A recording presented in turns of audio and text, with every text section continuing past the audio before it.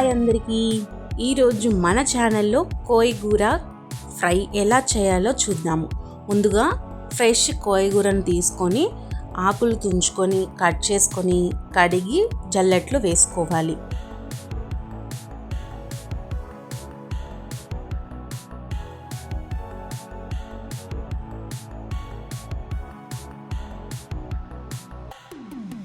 ఇప్పుడు stove on చేసుకొని కడాయి పెట్టుకొని కడాయిలో ఆయిల్ వేసుకోవాలి.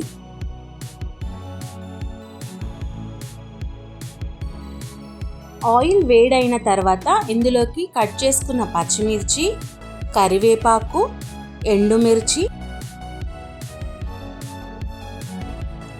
అలాగే కట్ చేసుకున్న ఉల్లిపాయలు కూడా వేసుకొని చక్కగా కలుపుకోవాలి.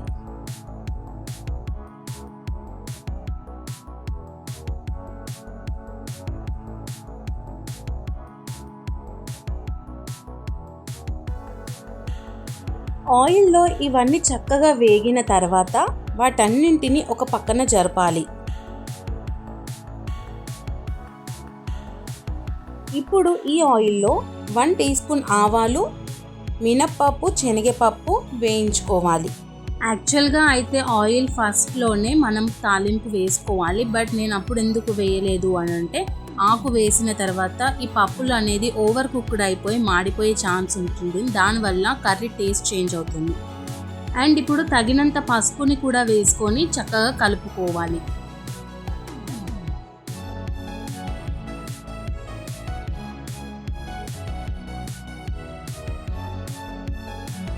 ఇప్పుడు ఇందులోకి కచ్చపచ్చగా దంచిన ఎల్లిపాయ జీలకర్ర కూడా వేసుకొని కలుపుకోవాలి. ఇప్పుడు ఇందులోకి కట్ చేసుకొని కడిగి పక్కన ఉంచుకున్న ఆకుని వేసుకోవాలి.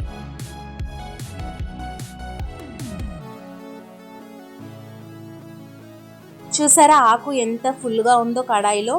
కాస్త మగ్గి ఫ్రై అయిన తర్వాత మనకి కర్రీ క్వాంటిటీ కొద్దిగానే ఉంటుంది.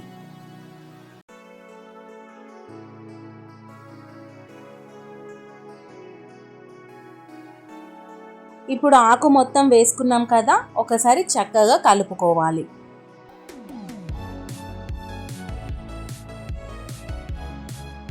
ఇలా ఒకసారి బాగా కలిపిన తర్వాత కర్రీకి సరిపడా తగినంత ఉప్పుని కూడా వేసుకొని మరొకసారి చక్కగా కలుపుకొని మూత పెట్టేసుకోవాలి.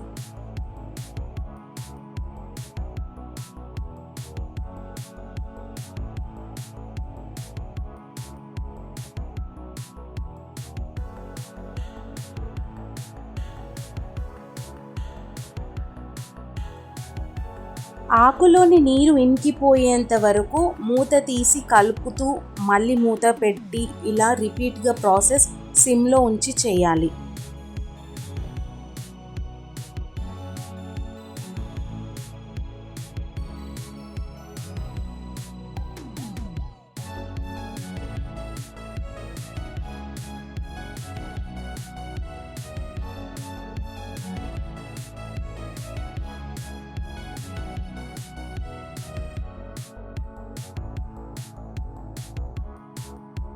ఫైనల్గా ఆకుకూర అడుగంటుతున్న టైంలో స్టవ్ ఆఫ్ చేసుకుంటే మన కోయిగూర ఫ్రై రెడీ అయినట్టే.